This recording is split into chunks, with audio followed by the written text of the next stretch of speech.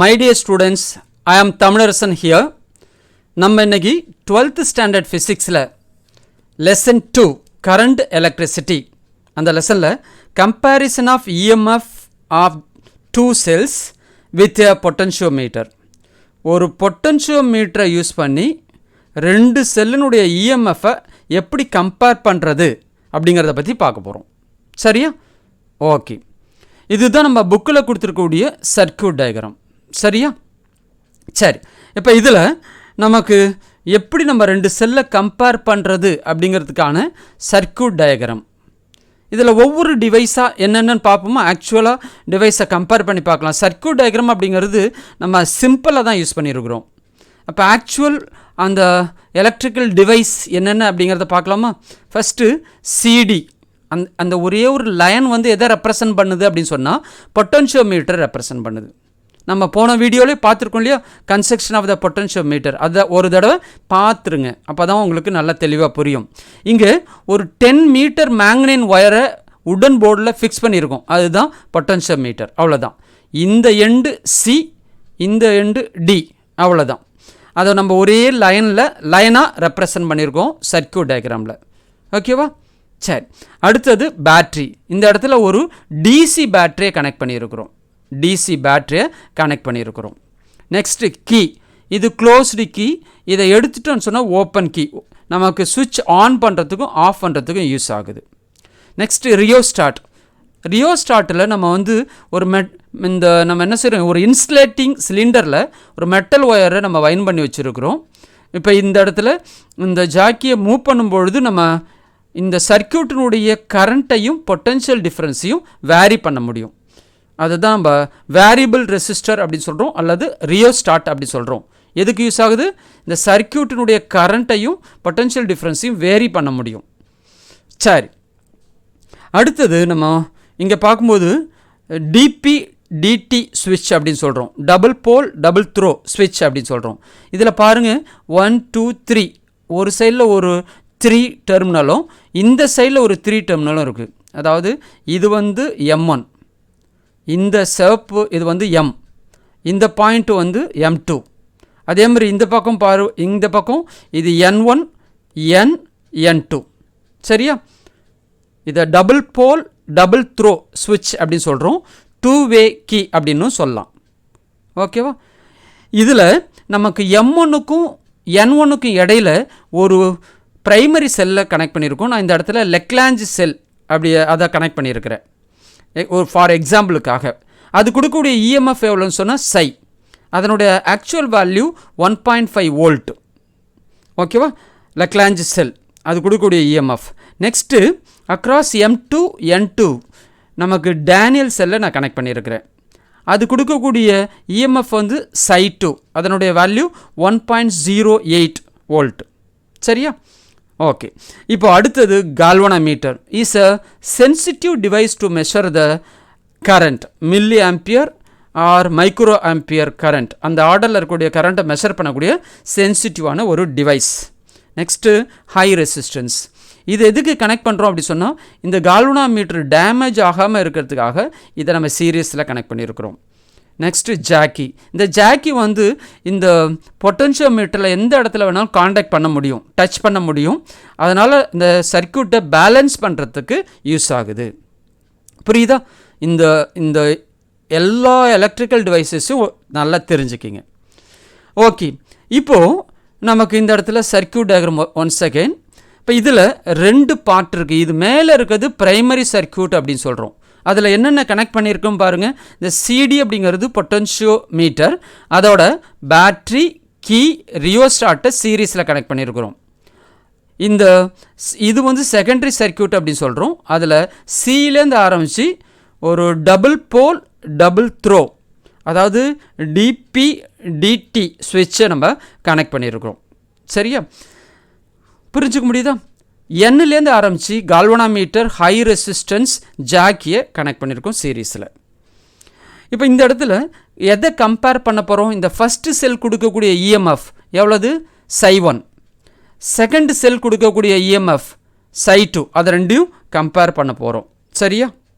Okay, இப்போ இதுதான் நமக்கு புக்கில் கொடுத்துருக்கூடிய சர்க்யூட் டயக்ராம். நான் நிறைய தடவை சொல்லியிருக்கிறேன், நம்ம கொஞ்சம் விஷுவலாக அந்த அப்பேரட்டஸ் நான் போட்டிருக்கேன், இந்த மாதிரிலாம் சர்க்யூட் டயக்ராம் வரையக்கூடாது. நம்ம புக்கில் கொடுத்துருக்கூடிய டயக்ராம் தான், சர்க்யூட் டயக்ராம் தான் நீ எக்ஸாமில் வரையணும். சரியா?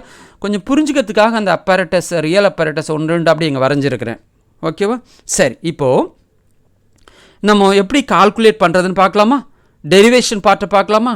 சரி, இந்த இடத்துல இது என்னது, டிபி டிடி ஸ்விட்ச் ஸ்டார்டிங்கில் நமக்கு கனெக்ட் ஆகாமல் இருக்குது.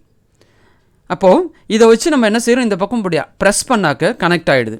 இங்கே பாருங்கள், நம்ம எதோட கனெக்ட் பண்ணியிருக்கோம் அப்படி சொன்னாக்க M1 M2ஓட ப்ரெஸ் பண்ணி கனெக்ட் பண்ணியிருக்கிறோம். அப்போ இந்த இடத்துல ஒரு கனெக்ஷன் இருக்குது. இப்போ ஃபஸ்ட்டு செல்லு இன்க்ளூடட் இந்த சர்க்யூட், இந்த செகண்டரி சர்க்யூட்டோட அது இன்க்ளூட் ஆகிருக்கு. சரியா? இந்த ரெண்டாவது செல்லு எக்ஸ்க்ளூடட், அது கனெக்ஷனில் இல்லை, சர்க்யூட்டில் கனெக்ஷனில் இல்லை ஃபஸ்ட்டு எக்ஸ்பெரிமெண்ட் செய்ய ஆரம்பிக்கும் போது. ஓகேவா? சரி, இப்போ நம்ம என்ன செய்கிறோம் அப்படி சொன்னால், இந்த ஜாக்கியை மூவ் பண்ணுறோம். ஜாக்கியை வெரி க்ளோஸ் டு சி வைக்கிறோம். அப்போ சி வச்சுட்டா கால்வனோமீட்டர் டிஃப்ளெக்ஷன் ஒரு சைடு காட்டுது. இந்த ஜாக்கியை கொஞ்சம் கொஞ்சமாக நகர்த்திட்டே வரும்பொழுது இந்த கால்வனோமீட்டரில் pointer restore the original position. Pointer சென்டரில் தான் இருக்கும், சென்டரில் தான் 0 இருக்கும். ஸோ அப்போது நம்ம ஜாக்கியை ஜே அப்படிங்கக்கூடிய பொசிஷனில் வைக்கும்பொழுது கால்வனோமீட்டர் சென்டரில் நிற்குது, அதாவது 0 டிஃப்ளெக்ஷன் காட்டுது. அது வரைக்கும் நம்ம அந்த ஜாக்கியை அட்ஜஸ்ட் பண்ணோம். இப்போது இந்த சிஜே அப்படிங்கிறது தான் பேலன்சிங் லெங்த். அதை நம்ம என்னன்னு சொல்கிறோம், L1 அப்படின்னு சொல்கிறோம். சரியா? L1 கால்குலேட் பண்ணிவிடுங்க. பேலன்சிங் லென்த்து கால்குலேட் பண்ணியாச்சு. இப்போ நமக்கு இந்த பிரின்சிபல் ஆஃப் பொட்டன்ஷியோமீட்டரில் நம்ம சொல்லியிருந்தோம் இல்லையா, எப்படி கால்குலேட் பண்ணோம், EMF IR L. அதே தான் நம்ம இங்கே யூஸ் பண்ண போகிறோம். ஒரு தடவை ரீகால் பண்ணிக்கலாம். Potential difference across the CJ Ohm's law படி current into resistance of the wire CJ. இந்த CJ பார்ட் ஆஃப் த ஒயர்னுடைய ரெசிஸ்டன்ஸை கரண்டோட மல்டிப்ளை பண்ணால் என்ன கிடைக்கும், பொட்டன்ஷியல் டிஃப்ரென்ஸ் கிடைக்கும். இது என்னது, ஓம்ஸ் லா. கரெக்டாக? சரி, இப்போ கரண்ட்டு இங்கே ஃப்ளோ ஆகக்கூடிய ஸ்டெடி கரண்ட் எவ்வளோன்னு சொன்னால் I. நமக்கு இந்த CJ பார்ட்டினுடைய ரெசிஸ்டன்ஸ் எவ்வளோன்னு சொன்னாக்கா அதை கண்டுபிடிக்கிறதுக்கு தான் நம்ம என்ன செஞ்சுருக்கோம், R×L1. இங்கே ஸ்மால் r அப்படிங்கிறது போன வீடியோலேயே சொல்லியிருக்கிறேன், ரெசிஸ்டன்ஸ் பர் யூனிட் லெங்த். ஒரு யூனிட் லெங்க்த்தினுடைய ரெசிஸ்டன்ஸ் R, 2 யூனிட் லெங்க்த்தினுடைய ரெசிஸ்டன்ஸ் 2R. அப்போது இந்த L1 லெங்க்த்தினுடைய ரெசிஸ்டன்ஸ் R×L1. அப்போ இதை ரெண்டையும் மல்டிப்ளை பண்ண value resistance of the CJ part of the wire. புரிஞ்சுக்க முடியுதா? சரி, இதுதான் நமக்கு பேலன்சிங் கண்டிஷன். என்ன பேலன்சிங் கண்டிஷன் அப்படின்னு சொன்னால், இது கொடுக்கக்கூடிய EMF, ஃபஸ்ட்டு செல் கொடுக்கக்கூடிய EMF இந்த செல்லுனால் இங்கே டெவலப் ஆகக்கூடிய பொட்டென்ஷியல் டிஃப்ரென்ஸுக்கு ஈக்குவலாக இருக்குது. ஃபஸ்ட்டு செல் கொடுக்கக்கூடிய EMF எவ்வளவு, Ψ1. இந்த பேட்டரினால் இந்த பொட்டென்ஷியோமீட்டர் ஒயர் L1 லெங்க்த்தில் டெவலப் ஆகிருக்கூடிய பொட்டென்ஷியல் டிஃப்ரென்ஸ் இது. அப்போ அந்த EMF-ஐ இந்த பொட்டென்ஷியல் டிஃப்ரென்ஸுக்கு நம்ம ஈக்குவேட் பண்ணுறோம். ஏன் அப்படி சொன்னால், அந்த பேலன்சிங் கண்டிஷனில் தான் இந்த கால்வனோமீட்டர் வழியாக என்ன ஃப்ளோ ஆகாது, கரண்ட்டு ஃப்ளோ ஆகாது. இதை நம்ம பிரின்சிபல்லே எக்ஸ்பிளைன் பண்ணியிருக்கிறேன். புரிஞ்சுக்க முடியுதா? சரி, இப்போ நம்ம என்ன செய்கிறோம், சுவிட்சை மாற்றுறோம். டபுள் போல் டபுள் த்ரோ அந்த சுவிட்சை மேலே கனெக்ட் ஆகிருந்தது இல்லையா, இப்போ கீழே ப்ரெஸ் பண்ணுறோம். இப்போது செகண்ட் செல்லு எதில் இருக்குது, கனெக்ஷனில் இருக்குது. ஒன்ஸ் அகெயின் இதே ஃபார்முலா யூஸ் பண்ணுங்க பார்க்கலாம். இந்த கேஸுக்கு நமக்கு என்ன கிடைக்கும், இந்த ஜாக்கியை அட்ஜஸ்ட் பண்ணி கொஞ்சம் கொஞ்சமாக அட்ஜஸ்ட் பண்ணி ஒன்ஸ் அகெயின் நம்ம இந்த பேலன்சிங் லென்த் L2 கால்குலேட் பண்ணுறோம் ஃபார் த செல், செகண்ட் செல்லுக்கு. இங்கே நான் கொஞ்சம் ஆக்சுவல் வேல்யூ கொடுத்துருக்கேன். இந்த லெக்லாஞ்சி செல்லினுடைய EMF 1.5 வோல்ட், டேனியல் செல்லினுடைய EMF 1.08 வோல்ட், இதை விட கொஞ்சம் கம்மி. அப்போ பேலன்சிங் லெங்க்த்தும் முதல்ல இருந்ததை விட இப்போ கொஞ்சம் கம்மியாக இருக்கும். L1ஓட L2 கம்மியாக இருக்கும். ஏன்னா EMF is directly proportional to balancing length. அதுதான் பிரின்சிபல் ஆஃப் த பொட்டன்ஷியோமீட்டர். புரிஞ்சுக்க முடியுதா? சரி, இப்போ இந்த ஈக்குவேஷன் எழுதுங்க பார்க்கலாம். இந்த இடத்துல Ψ2 = IR/L2. ஓகே, நம்ம என்ன செய்யணும், கம்பேர் பண்ணணும். எதை கம்பேர் பண்ணணும், EMF-ஐ கம்பேர் பண்ணணும். Of the two cell primary செல்ஸை நம்ம கம்பேர் பண்ணோம். அப்போ இந்த ரெண்டு ஈக்குவேஷனை, இதை ஈக்குவேஷன் 1ன்னு வச்சுக்கலாம், இதை ஈக்குவேஷன் 2ன்னு வச்சுக்கலாம். இந்த ஈக்குவேஷனை இந்த ஈக்குவேஷனால் டிவைட் பண்ணு. அப்போ டிவைட் பண்ணாக்க நமக்கு என்ன கிடச்சிரும், இந்த ஐக்கு ஐ கேன்சல் ஆகிடும், ஆருக்கு ஆர் கேன்சல் ஆகிடும். மிச்சம் என்ன கிடைக்கும், ψ1 by ψ2 is equal to L1 by L2. புரிஞ்சுக்க முடியுதா? அப்போ ψ1 by ψ2 அப்படிங்கிறது EMF given by the first cell, ரெண்டு ψ2 அப்படிங்கிறது EMF of the second cell. That's equal to balancing length of the first cell divided by balancing length of the second cell. புரிஞ்சுக்க முடியுதா? அப்போ L1 L2ஆல் divide பண்ணால் நமக்கு comparison of the EMF கிடச்சிரும். புரிஞ்சுக்க முடியுதா?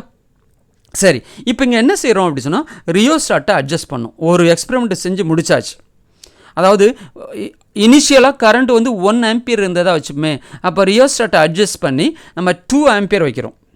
அப்போ 2 ஆம்பியர் வச்சுட்டு திரும்ப ஒரு தடவை எக்ஸ்பெரிமெண்ட்டை ரிப்பீட் பண்ணுங்கள். அடுத்து 3 ஆம்பியர் நம்ம வைக்கிறோம். திரும்பவும் எக்ஸ்பெரிமெண்ட்டை ரிப்பீட் பண்ணுங்கள். அந்த ரேஷியோ L1 by L2 கண்டுபிடிங்க. அப்போது அதை எல்லாத்தையும் ஆட் பண்ணி ஒரு ஆவரேஜ் கண்டுபிடிச்சா நமக்கு கொஞ்சம் அக்யூரேட்டான வேல்யூ கிடைக்கும். புரிஞ்சுக்க முடியுதா? Okay, comparison of the EMF இதுவும் one of the important question தான். தரவை ப்ரிப்பேர் பண்ணிக்கலாமா? Okay, subscribe my channel Prime Physics. Thank you, my dear students.